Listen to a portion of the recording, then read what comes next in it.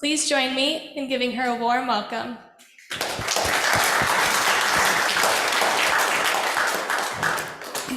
Good morning, everybody.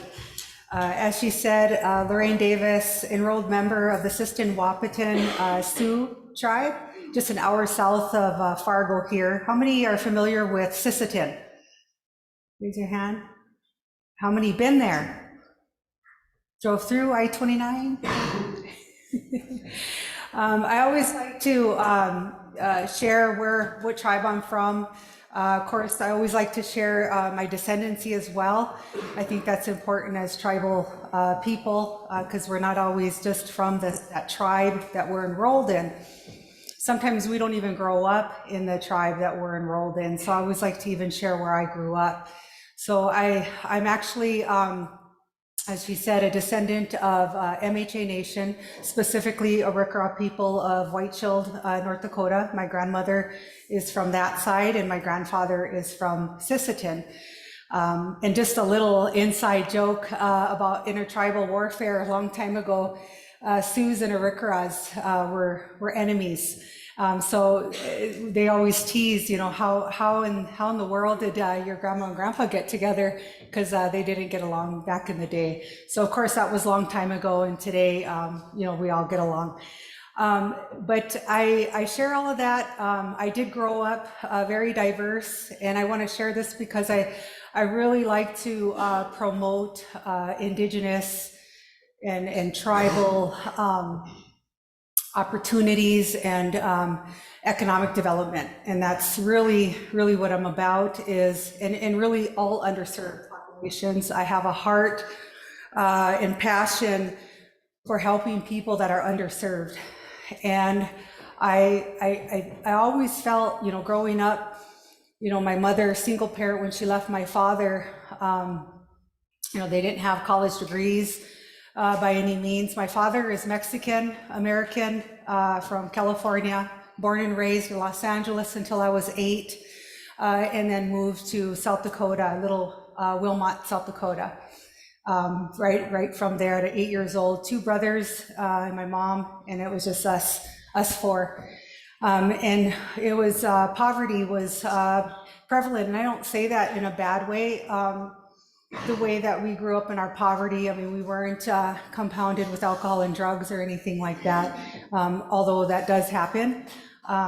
It wasn't a bad thing. It wasn't a bad experience. We had a very loving family, and we're taught a lot of very traditional ways and about family and the way to be, about being Dakota specifically. So I'm very thankful for that I have that. But what I do remember is just kind of going without, you know, kind of having things that I didn't have. You know, when you go to school, you see, you know, some that have things or they're able to go on trips, talk about family trips on the weekend or go to a vacation, or you don't have the latest of something when you get into high school, you know, all that matters, you know, social status and things like that. So I think that hurts your development, your social development, and your ability to prosper beyond and above, to even believe that you can. So I'm really about trying to promote those that are underserved, regardless of color. I just think that everybody should have an opportunity. So just wanted to preface with that. So today I'll be talking about tribal economic development, specifically for North Dakota. How do we increase tribal economic development? So I am the founder and CEO of Native American Development Center and Native Inc., as she mentioned. So those are 2 separate nonprofits. They're co-located in Bismarck, serving North Dakota. Native American Development Center is what I'm going to be talking about here today, and that is the economic development nonprofit of what we do. Native Inc. is more of the socio-cultural, behavioral health, kind of education, kind of everything else. Meeting people where they are and helping them economically so that they can stabilize. So housing, jobs, transportation, and then getting them to behavioral health services, and then even getting them into further into traditional healing services and cultural programs. so that they have, a way to increase their tribal identities, their connections, and have a sense of belonging in the communities of Fargo and of Bismarck. So that's Native Inc. Big on housing stability, employment supports, again, as I mentioned, transportation. So all of those things need to happen simultaneously to really wrap around a person and their family to stabilize and support them. Native American Development Center, however, economic development arm. And I really, as you know, not all Native Americans are in poverty. I definitely don't want to portray that. And so what we did was create one that helps those that are more in poverty, and then another one where folks are like ready to start a business, or they want to increase their credit score. So we have credit builder loans, and I'll go into that a little bit. Native American Development Center was created in 2012. I created that before Native Inc. Native Inc. came in 2019. I had learned that I needed to spread and focus this on and be obligated to, through grants and such, to do 51% financial services through this arm. So I created the second nonprofit. But it is a Native Community Development Financial Institution. There are designated Native CDFIs, that's for short, what we call them, across the country. So some are on the reservation, some are off. So I am a little unique. I'm off the reservation. There has not been a lot of focus off reservations. What we call ourselves urban Indians. I don't know how many have heard of that term, urban Indian population, urban Indians. Yeah, raise your hand. Okay. If anybody's into healthcare, that's probably the only time you really see that. There's urban Indian centers, there's urban Indian health clinics, and that all started evolving back in the late 60s, early 70s. However, we don't have one here in North Dakota. And me being from kind of all over, I grew up dancing at powwows all over the regional area. I've never been like national, but I've been to like say Minneapolis and Chicago, and they all have Indian centers. Well, we missed out back in the 60s, 70s. We weren't big enough in North Dakota, big enough cities to be recognized as a need for it. So we had missed that opportunity. However, just a little history on that. But the Native American Development Center really isn't just a center. It isn't just a place of a resource to come. We are really working and helping Native people and other underserved populations to really prosper. And I can go into how we do that. Our mission specifically is to provide financial services, small business and workforce development services to Native Americans and other distressed populations throughout North Dakota to increase economic development on and off tribal lands. NADC and Native Inc. both are formally supported by the 5 tribes of North Dakota through tribal resolution. Just got that again recently this year. And the Native CDFIs, what they are is they provide a funding and development service stream to Native American consumers, entrepreneurs, small business owners, and all types, including Native artists, and play an important role in generating economic growth and opportunity in some of our state's most distressed communities by offering tailored resources and innovative programs that invest federal dollars alongside private sector capital. Funds generated to Native CDFI serves mission-driven financial institutions. Did it go out for a second? I thought so. Oh, good. Okay. That take a market-based approach to supporting economically disadvantaged communities. So, in short, it helps prosper economic development. So here is our business model. In the beginning, we just started with. Can you hear me? Okay.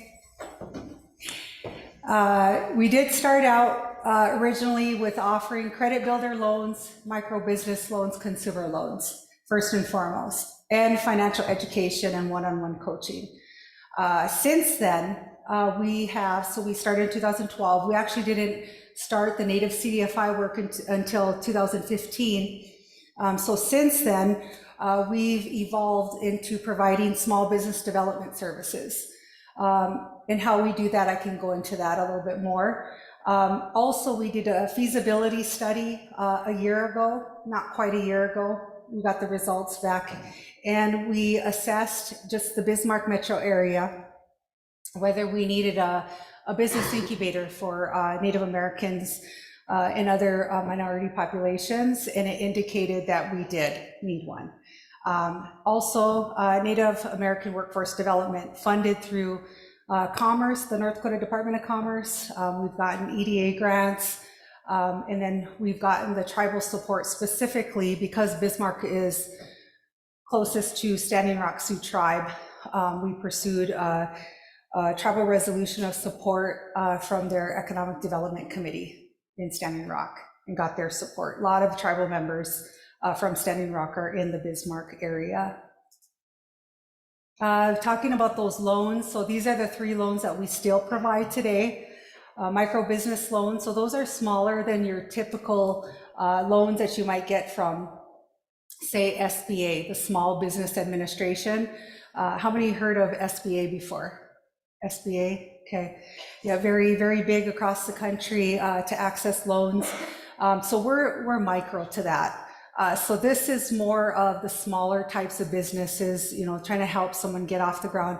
The really nice part, the unique part about Native CDFIs and CDFIs, so there are CDFIs that are not just Native designated, there are just CDFIs in our state. And I believe there's 4 or 5 of them other than us, and they're a little bigger than us as well. That also do this type of thing. And so the nice thing is about CDFIs is that we're not rigid with credit score in our underwriting. And so that's the whole point. We do have to make sure that we get paid back. So of course we're assessing risk and those types of things, but it isn't, we're not required and we're not regulated by the FDIC like banks are. So we have a little wiggle room into assessing, and we look at things like your character. How do you assess your character? It could be personal references, professional references. What's your work stability, income stability? For some that apply for consumer loans, it's even housing stability that we're taking a look at. You know, there's some that, you know, when you're in poverty, we don't, and not just the people in poverty, but the average citizen doesn't even understand that much about credit and how to read a credit report, and that you have to look at that to clean off some of the things on there that are outdated. And if you do that, then it actually helps increase your credit score. You know, all of those things with credit, we won't go into all of that, but it's really important information to know. We don't learn that in school, or at least not when I was growing up or when my kids were in high school. So it's really important information. So that's the financial literacy side that we do. But micro enterprise loans, micro business loans, same thing, 5,000 to 20,000, offering loans to entrepreneurs or those small business owners that are trying to expand their business. We look at their debt to income ratio. Of course, that's extremely important. And so the nice thing is we work with them. So we have a relationship with them. You know, at a bank, you're determined whether you qualify or not. It's either a yes or a no. And you know, and that's it, right? While with us, if they don't qualify, the nice thing is that we just say not right now. And what we'll do is we'll work with you and we'll offer you one-on-one coaching. We'll work with you on your spending plan, helping you take a look at your expenses. How can we cut some of those? You know, how can we try to cut as much as we can and become more conservative in spending? We will take a look at even suggesting college. You know, we're in a vicious cycle of paycheck to paycheck. Well, let's take a look at going to college. That could help increase your income, things like that. So, and that actually helps us to make a referral over to the workforce development program within the Native American Development Center. So it's really, we really designed the 2 companies to make referrals to each other because we realize, you know, Native Americans are coming through at all different levels and other folks too. Consumer loans, those are typically, your personal loans. So basically, pretty much anything. The most important part is that we're looking at all of those same factors as well. We do need a business plan for the business loans, very important. It has to look like it's going to be successful. There's some cash flow, that they've considered all of their expenses, things like that. So that's kind of the underwriting process behind our types of loans. Again, don't require a minimum credit score. I don't know how many have a 700 or above. I mean, I'm sure there are people that do, but middle income doesn't even have, some don't have that. So I think that this is a gold mark for this to be in our communities, because it can actually give you an opportunity to increase your credit, because we are a designated non-regulated financial institution. So we are still considered a financial institution. Therefore, we are able to report to the credit bureaus once a loan is paid off. So that's the key part. I like to see helping, give out money if it looks, they're not a risk. But the nice part is that they have an opportunity to improve their credit. So that is really golden and makes this worthwhile. If they stop needing us, like, that's my dream. If we don't need to be here anymore, because everybody qualifies for loans and has credit, then we've been successful. I always say we're kind of in that gray space. Somebody's got to be in that gray space to help people get out of that situation. Credit builder loans, consolidating debt. Basically, it's somebody coming in to consolidate debt. They have bills, debt here and there, and paying interest fees for being late. And so they consolidate, we make a loan, they pay them all off, and now they're just making one payment to us. We do auto pay, try to make it as convenient as possible. Financial education, so just kind of going into the ways that we deliver financial education. So webinars is one way. We do multiple different types of financial educational webinars. We do one-on-one credit coaching and budgeting, as I mentioned earlier. Group setting, building, we do building financial skills curriculum for adults and youth. So that's a very fun way to do things. And believe it or not, we've done this financial skill building at our Native American, we have a leadership academy that we do every year for 1 week. And we bring this in, we do the financial skill building with them. And they love it. They really like that. So it's good to see that they enjoy learning that. It was one of their top 5 activities that we did with them. When I think about entrepreneuring, I think about, some might call it like being patriotic, or some in our ways, in Dakota, Lakota, Nakota ways, Sioux tribes, we would call it being a Kichita, being a warrior, because it really takes it takes a leadership mindset to really be that entrepreneur, because nobody's telling you to do it. You have to be self-motivated, self-driven. You have to be very disciplined. You have to have a vision. That vision has to be the first and foremost of the starting point. And I always like to say, even if it's not about being an entrepreneur, and especially since this is a room of college students, it's really about having a vision for your life, even, I'll say, because as you're going forward and you're trying to figure out, what am I going to do with my life? What am I passionate about? Start exploring what you're passionate about. What makes you happy? That's first and foremost, because if you're going to be doing it all day, every day, it should be enjoyable. So search for that, pray about that, very important.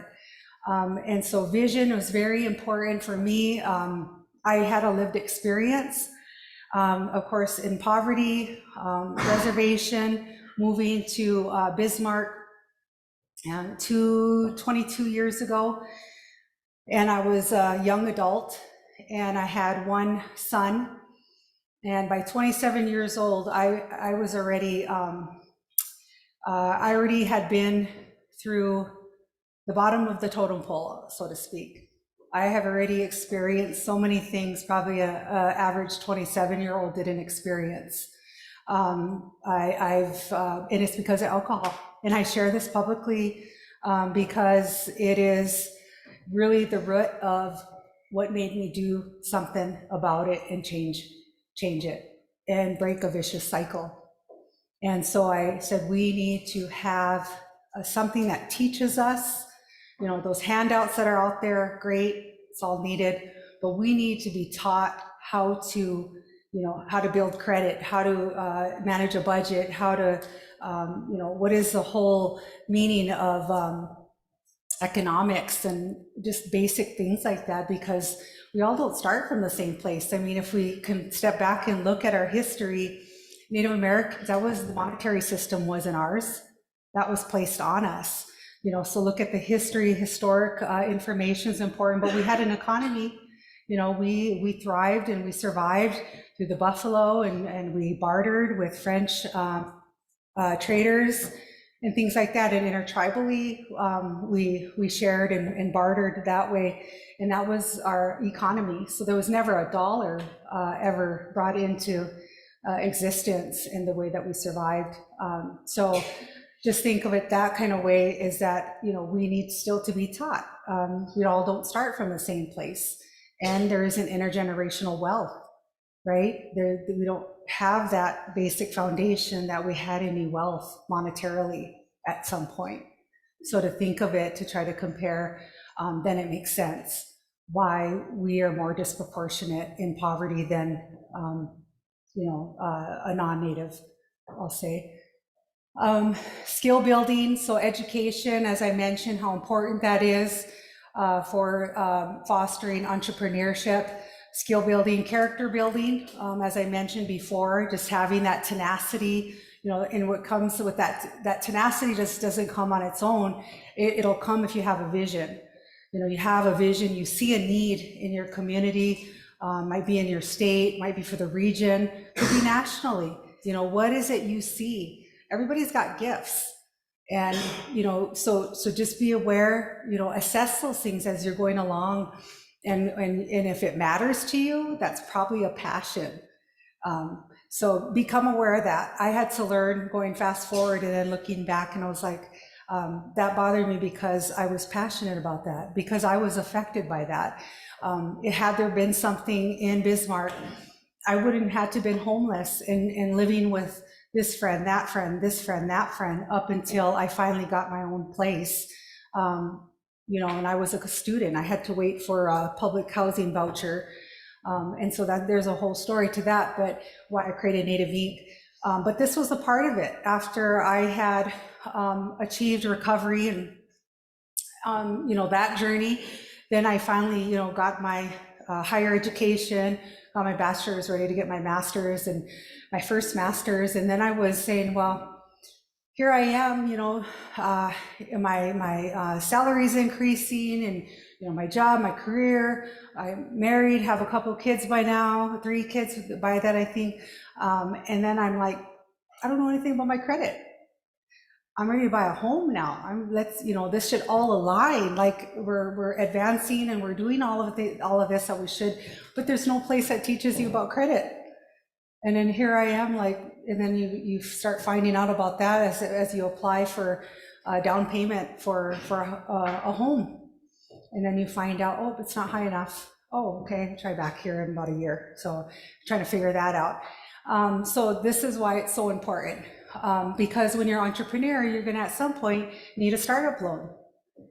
And so I'm glad that we're in this space, because again, we don't just go by the credit score. Resources, we always give opportunities, technical support, exposure. Sometimes when you're just starting up, that exposure is so important. I went through that. I'm like, I'm starting from nothing. I don't have no platform to grab onto to even shed a light on my company's name or what we're about or anything. I knew it was going to be a long journey, but I knew that it needed to happen. So that passion drove the tenacity, and knowing about yourself too. Know your strengths and your weaknesses is really important. because you know that if you're weak in this area, you can focus on building skills there, but don't put too much time in that. Focus on those strengths areas. Because one thing that I did know through my career before I actually started these nonprofits is that I had a drive that if I put my mind to something, nothing will stop me, and that anything that oppresses me is, that's one way to drive me even more. And so I needed a challenge. So learning some of those kinds of things about yourself is what's going to help you succeed into starting your own business. Statewide platform, I said this has to be statewide, just because the need is so great and there isn't any other one that's like us, very unique in serving Native Americans and everybody else. So it's more about income. The grant that we get is from the US Department of Treasury, so we are obligated to serving 60% Native Americans, and the rest could be anybody with distressed incomes. So low incomes, medium low incomes. Other ways that we do business development services, webinars, we do various ones through webinar. We get into a little bit of home ownership as well. We do business plans, so we do the one-on-one technical assistance, helping folks do a business plan. We work with partners like SBDC, not SBA, but SBDC, specifically with the technical assistance. They kind of hone in more on the cash flow and the projections piece of it. And then we're more into the business planning components of it. The business incubator I mentioned earlier. So we just started, we're actually working on some grant funding right now to be able to build out a storefront, an incubator with a storefront. I could see the need for fostering tourism. In general, we need that in North Dakota, but tribal tourism, I think because, Bismarck is the hub of the Great Plains Indians, and whoever thinks of it like that? Has anybody heard it like that, from that narrative? I think that's beautiful. Like, we're represented here. You don't just have the 5 tribes of North Dakota here, not even here in Fargo.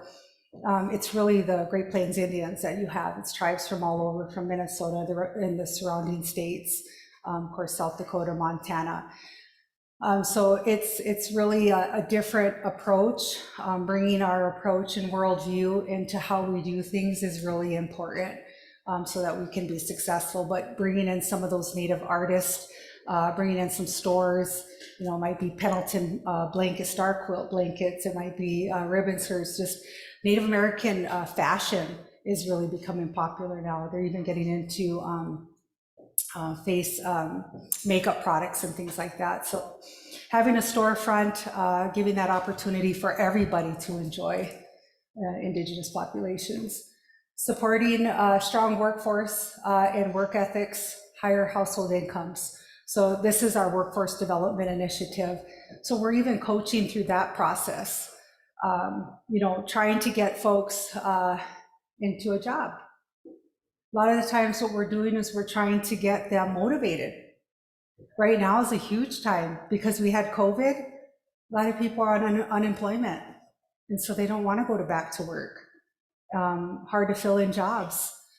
So that kind of thing. So we're always trying to get people into jobs. We have to do a lot of coaching, a lot of motivating. We offer transportation. There's no excuse. We pay for birth certificates. Those are common things when people are transient, at risk of homeless or homeless. And not everybody's in that space that comes through our doors that wants help. Somebody just moved to town and they need help looking for a job. It's the average citizen as well. So we just help people get off onto the right footing. We were funded by the North Dakota Department of Commerce about 6 months ago. So now we're building a workforce training site on site in Bismarck. And so that's actually taking place right now. We are working on integrating a whole training tables and the actual desktop computers, and I think it's going to fit about 25. It's going to have all the high-end technology so that we can do the virtual, actually hybrid style, so folks can see everybody that's in the room and they can see everybody attending virtually, that kind of thing. And then the facilitator, everybody can see whoever's talking, and it kind of moves around with them.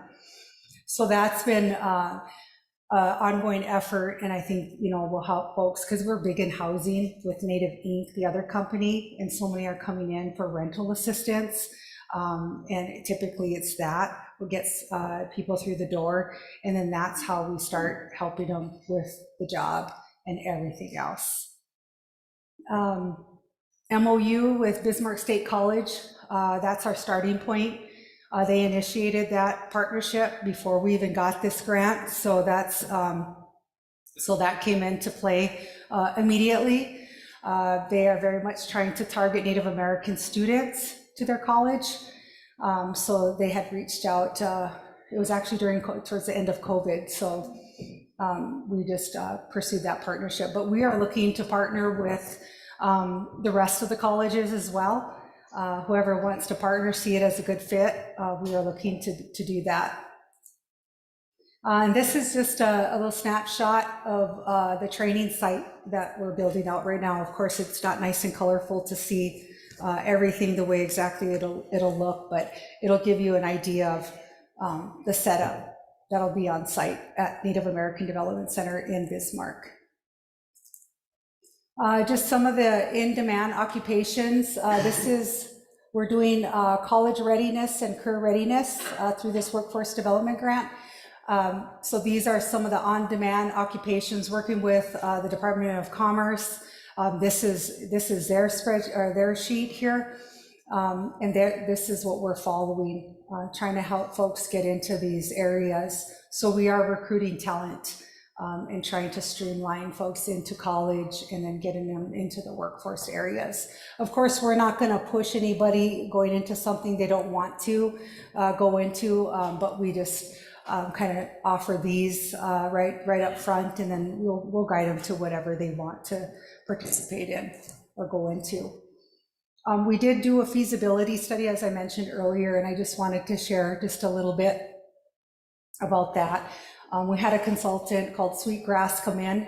This was only a year ago that we had this done, and the results was just less than a year ago that we got the results back. So some of the things identified, and I won't go through all the slides about this, but some of the things that were identified was the business startup and development services tailored to Native Americans and minorities was identified as a huge need. Equitable and relevant resources specific to tribal, state, and federal, huge need, because when you're a tribal person, obviously, but even when you're a tribal business owner, sometimes there's other benefits that you might get through the federal government. So it's important to know that information to guide them along. Technical and support services. So that was identified. And then a mentorship platform and a networking platform, advertising, as we mentioned earlier, and then storefronts to help those businesses get off to the right setting there. So other business needs identified, needing some operational support for startups. The common things we see, and I experience the same thing, is like, how do you, especially for a nonprofit like myself, I call myself more of a social entrepreneur, because I'm not benefiting from anything that we get. It's a nonprofit corporation, so I don't keep any money that revenues we make. I don't keep that personally. And we don't, for profit is about revenues and cash flow, right? We're just about making sure that we meet the needs and that we're operational and serve and help people. But marketing, bookkeeping, computer tech support, those are common things. It's kind of your professional services areas that are really hard to pay when you're just starting up. One-on-one business development and technical assistance.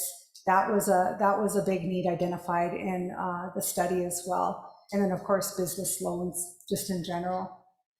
These were just all the different spaces that they identified that we needed in our area. They wanted business spaces in our community. Of course, this was for focused on the Bismarck metro area. But as I expand here into Fargo, so we just opened an office here in Fargo 2 years ago, and this is through Native Inc. Now, we do serve all the state under Native American Development Center, but we do not have anybody in Fargo.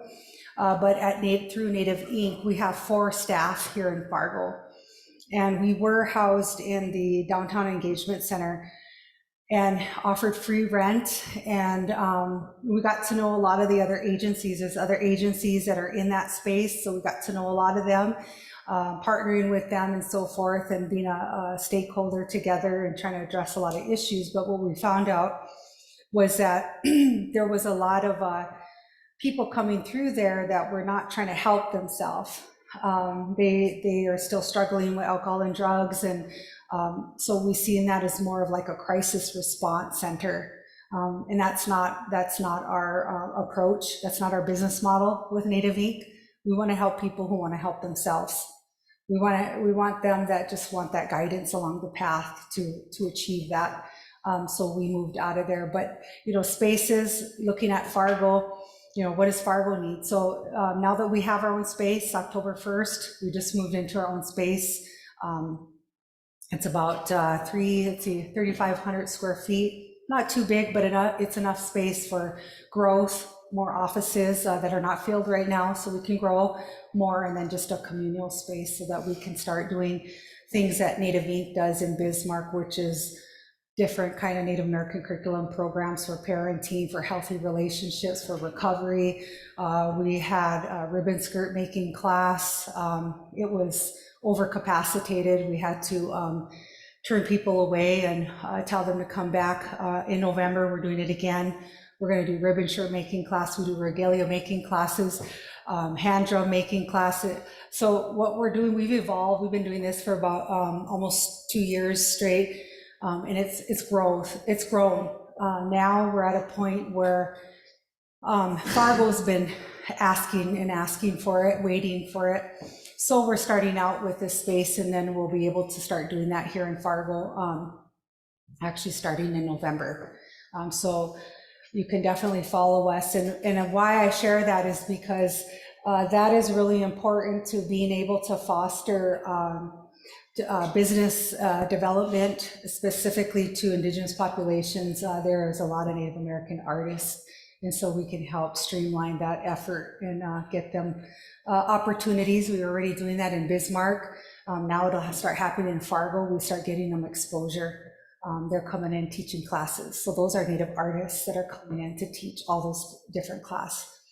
Not one Native artist knows how to do all of those things. Not one Native artist knows how to make the full regalia of one outfit just for one female dance, say like a fancy dance outfit or a grass dance outfit for males. There's usually different seamstress, beaters, headdresses. It involves so many different artists that are making a full regalia. And why that's important is because if we want to foster tribal tourism, we need to be able to tap into the Native artists, but also on the social side, the social cultural side, that Native Americans are actually able to access that and learn how to do that for their own families. And there is a market for that. So I'm trying to build a marketplace for this, because what I see, and this is where Native American Development Center is going to create a marketplace for Native artists, is Native artists aren't just the ones making regalia and that, right? They actually do draw, and they're graphic artists, or they're making jewelry, or they're making fashion design clothes, or, they're doing all of those different kinds of things. But it's also your performers, the ones that are dancing at powwows, the ones that are singing at powwows.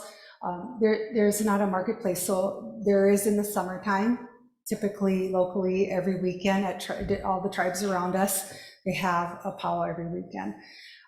And so that is kind of summertime, and then it's over. And then you don't have the continued marketplace for that to continue. That's their income, that's their bread and butter. I know those that are heavily involved in that go every weekend, that's their lifestyle. Like, that's their means, that's their profession. And so what I see being somebody who has been a Powell person and understands and has all those connections, and just the appreciation for it, and how going to school at a public school in a little farm town that I danced and did that all weekend, every summer, that when I went to school, nobody knew that or could appreciate that about me and our tribal people, our heritage and the talent that we have and the beauty that it is, and the spiritual connection that it gives you. And it actually fosters your self-esteem, because now you have a sense of identity and connection to who you are. When you go in mainstream, you don't have that. It's not acknowledged. It's not like a popular thing. Nobody even understands it or appreciates it. You know, so it's really important for our own people to be able to increase their self-efficacy, so that they can believe and overcome some of those things when you're not seen as or appreciated in mainstream community. And it's also important for mainstream community to expose this into mainstream community, so that they can start to appreciate tribal cultures and ways of life, to have some level of understanding and respect. So it's really important, because it breaks my heart when I see, you know, things at a basketball game and remarks are being made, and then it's a slap on the hand. That's a societal problem. And I do things to help elevate us to try to overcome those things, because we're not exactly the same.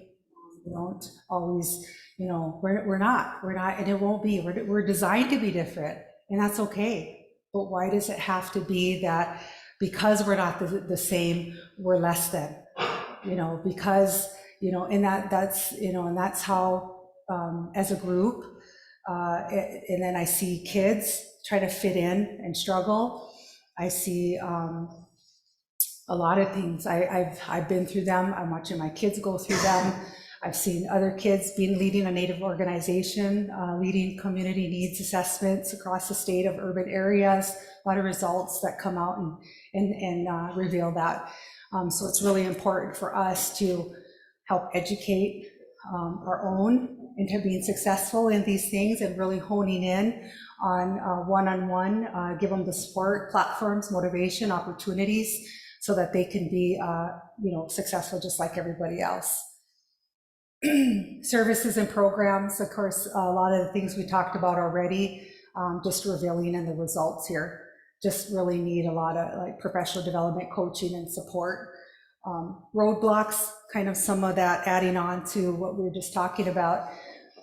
67% stated that the main barrier preventing them from starting a business was a lack of money and funding, first and foremost, but also time, lack of knowledge, background support, space to rent. That's where an incubator is important to get them started. They don't have to pay the full cost of those indirect costs to get started.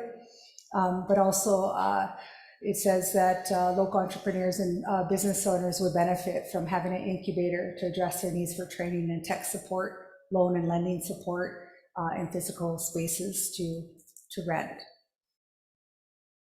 Business owners, there was, I think most of them were that participated, what surprising to me, were in Mandan. We did have 10% coming from Fargo that did participate in this.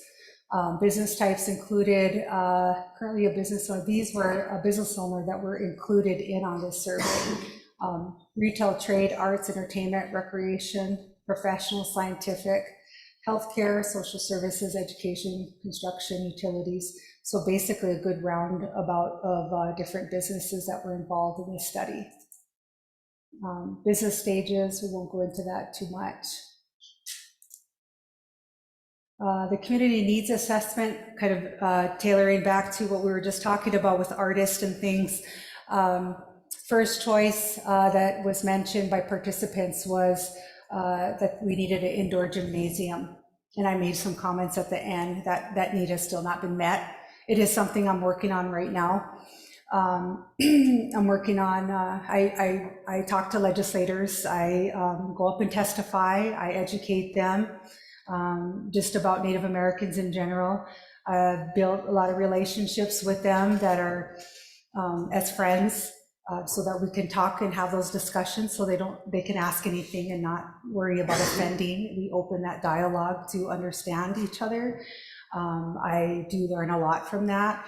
I get suggestions about how to approach and share and how to teach, because some things I might think that is common knowledge isn't to a non-native. So it is really helpful to have those relationships to understand how to even communicate or educate legislators specifically, just, kind of your average citizen. If we want to be successful in making these programs work and not just be living grant by grant, hoping we get the next grant and we don't cut off a service, things like that. I said, I will never run a business like that. They just struggle, they're just barely surviving, and I'm about thriving. And if we want people to thrive, the business has to thrive. So I'm all about that. Second choice they mentioned, 33% said art studios, and that's not surprising. Gymnasium, you would be able to have powwows every weekend. That's something I want to do. And then everybody's making money. The dancers, the singers, the artists come and they post up, that's where they sell. Everybody would make money. The city would benefit because the state would benefit. It would drive economic development, because then you would get outsiders that would come to attend those things, and everybody spends money and stays at hotels and things like that. Art studios.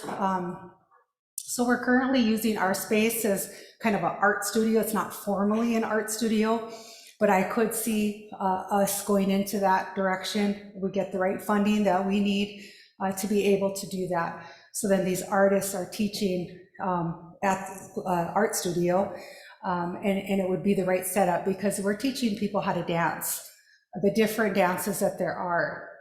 There's grass dance, there's fancy dance, and traditional dance. Those are the typical three categories for men and women. But there's two extra for men and women. For men, there's a chicken dance. It's similar to traditional dance. And then for women, there's a jingle dress dance. So that's all unique things. It makes us proud of who we are. It's definitely a spiritual connection. So I share all these things because it really does tie into how we help address mental health, addiction, and all of those kinds of things, suicide prevention, juvenile delinquency prevention, all of those social disparities that I read when I write grants. I have to read all those statistics and make the case why we need this funding. And it's heart-wrenching, because I'm not just in, say, domestic. We actually just got domestic violence grant funded for the first time.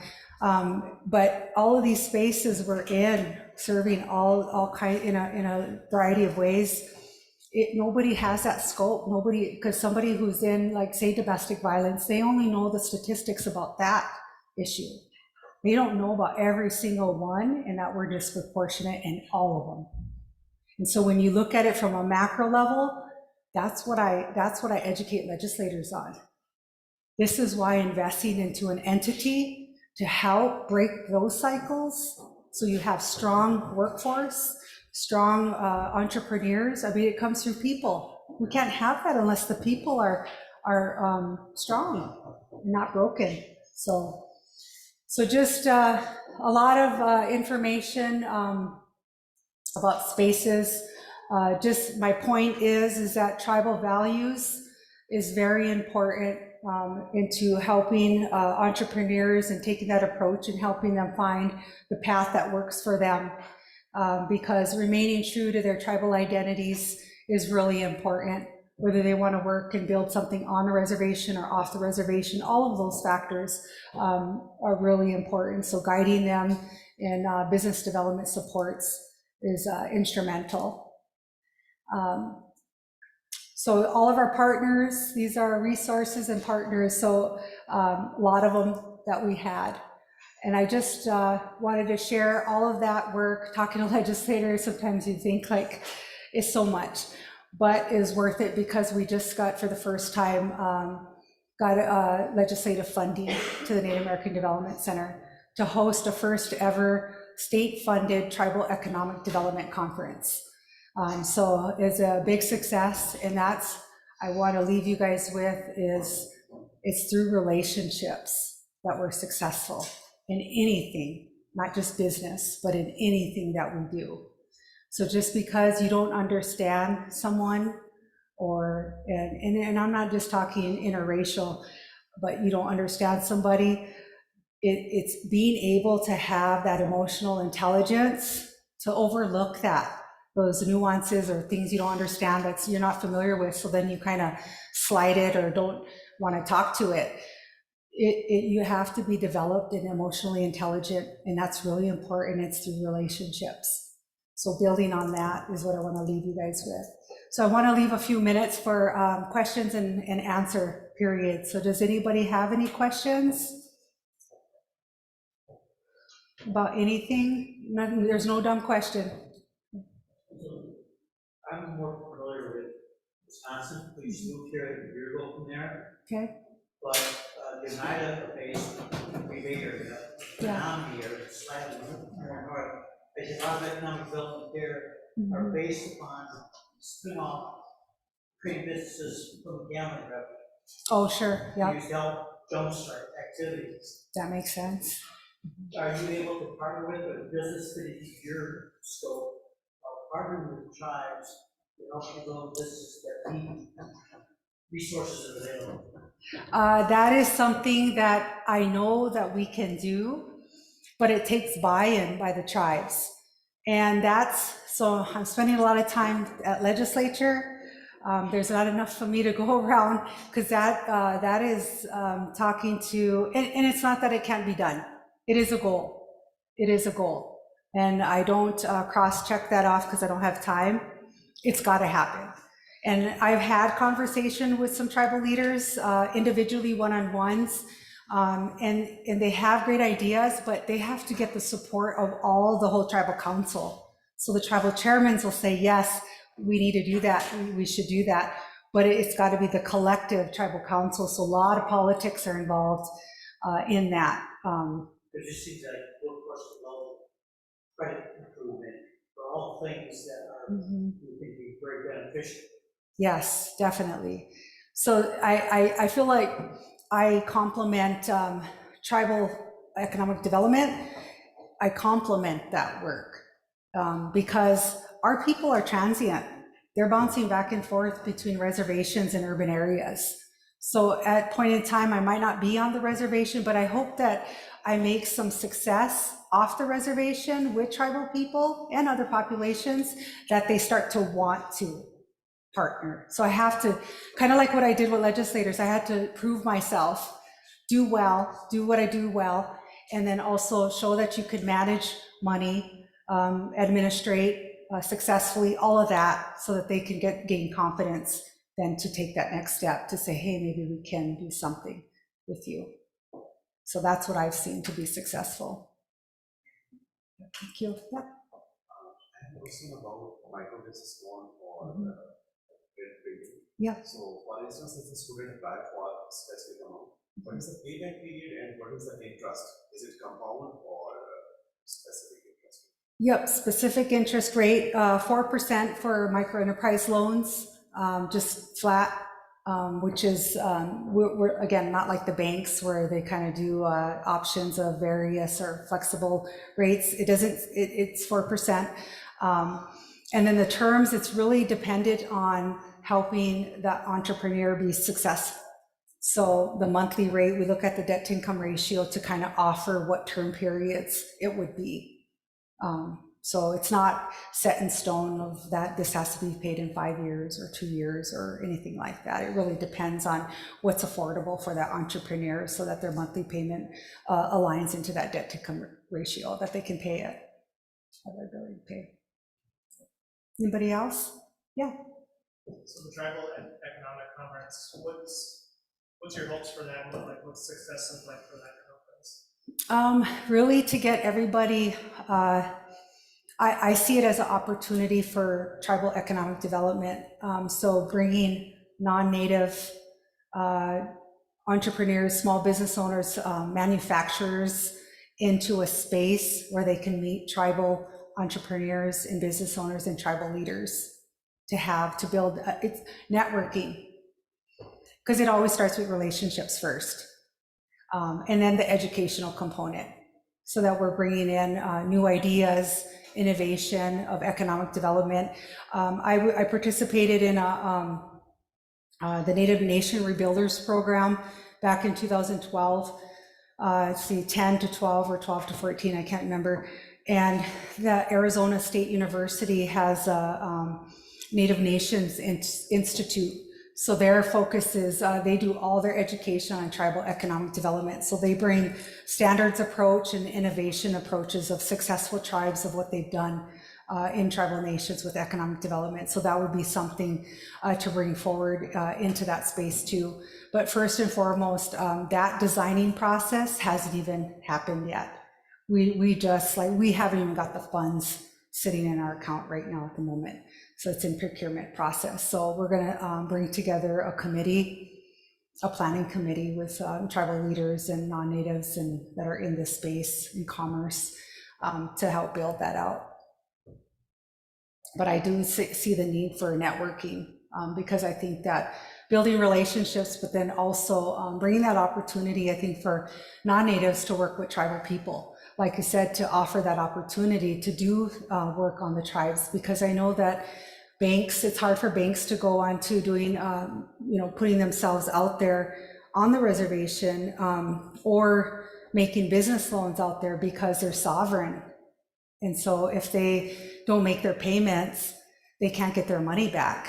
It's things like that. And that falls into looking into the codes, tribal codes and all of that. So they need to meet tribal leaders for first and foremost. And they need to make those connections and start working through that process. So there's a lot there. So I'm kind of the bridge maker, so to speak. So, and the other thing to know too about tribal politics is, in North Dakota, as unique as we are, like South Dakota, they're all Sioux tribes, right, in South Dakota. In North Dakota, you got 3 MHAs, like 3 affiliated, right, in of itself. And then you've got Chippewa, Turmont Chippewa. Then you've got 2 Sioux tribes, Sisseton and Spirit Lake, Standing Rock, so us 3. And it's very different because MHA is oil, pro-oil. And then you have Standing Rock, who's anti-oil. So it's things like that. It's like, we're the safe spot. We don't care. We don't, get into that. We are trying to help people prosper. And so that's the whole point, is to foster economic development, because then that develops more money, then therefore it helps us get out of poverty. That's my stance on that. Well, that's all I have. If anybody else doesn't have any questions, thanks so much for listening to me.